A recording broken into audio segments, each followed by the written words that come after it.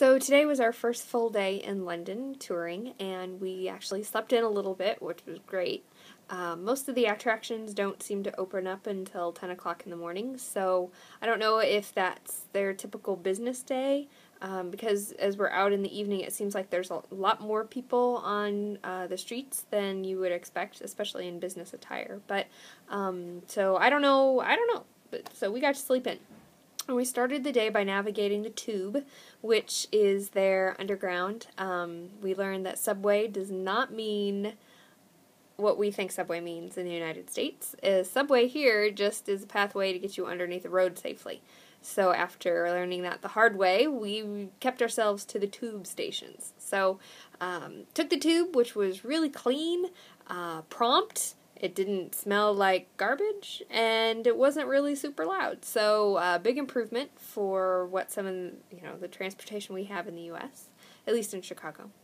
And we started at London Tower, or Tower of London, sorry. Started at the Tower of London and took a great Beefeaters tour. If you're ever in London, that's what you need to do. I think it's the best tour I've ever had anywhere. You're taken around by a Beefeater, which is a member of the British Air Guard, and they have to be in the military for 20 plus years in order to be able to be a Beefeater. And Beefeaters actually live on the grounds at the Tower of London, which I thought was pretty cool.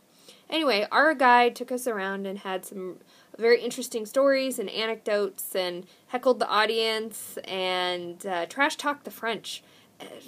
Not joking trash talk, like serious trash talk, not like we would tease Canadians or anything, but they were serious. They don't like each other. So we heard stories about beheadings and hangings and drawing and quartering, and saw the grounds and went in the chapel, and we saw the crown jewels. So great tour. Loved it. Could have stayed all day. But we couldn't. So we hopped back in the Tube and we popped out at Houses of Parliament and Big Ben. And Big Ben, that's not its real name, but I don't remember what it is, so it's just Big Ben. And the House of Parliament is enormous. There's nothing that size in Washington, D.C. It's just absolutely giant. I don't know what they do in all those rooms. I don't know if their rooms are just enormous or if they've got a lot of tiny ones. I don't know, but that building was huge. And then we went to Westminster Abbey and took a tour. I think Westminster Abbey is the fourth largest cathedral in all of Europe, and it's the largest one outside of Italy. And comparing it to St. Peter's Basilica that we went to, St. Peter's was definitely a lot larger, and it was much more grand, but this one was more practical, and it kind of seemed more personal because of all the people that are buried there. So we got to see tombs of kings and queens and people who, I really don't know how you get to be buried there. I don't know if you pay somebody or somebody just likes you. I don't know. But there was lots of regular people tombs as well. And Poets' Corner was there.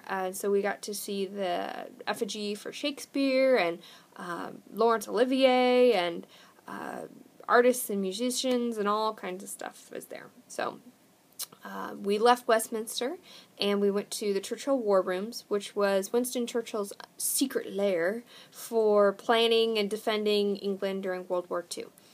It was a little bit more up Joe's alley than mine, but I still had a good time walking around and checking out all the secret corners and imagining myself down there as a secretary or typist during World War II, since I couldn't have had a real job.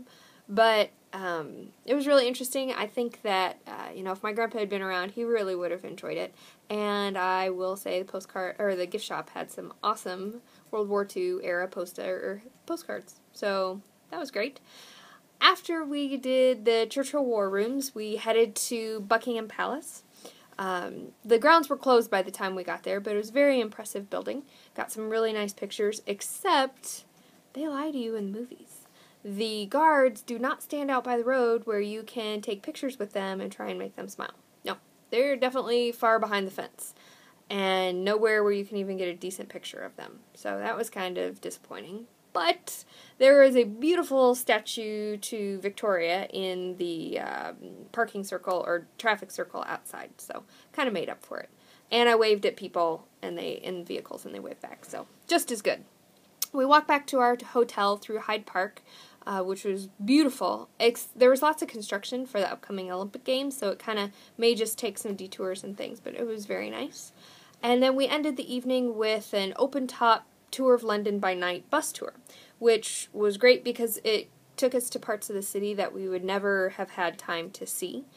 We went over London Bridge, and we went over Tower Bridge, and we got to see everywhere. So it was beautiful, only a few drops of rain, but it was, we had the bus pretty much to ourselves to do as we pleased. So thoroughly enjoyed it, and look forward to another big day tomorrow with the British Museum and Shakespeare's Globe.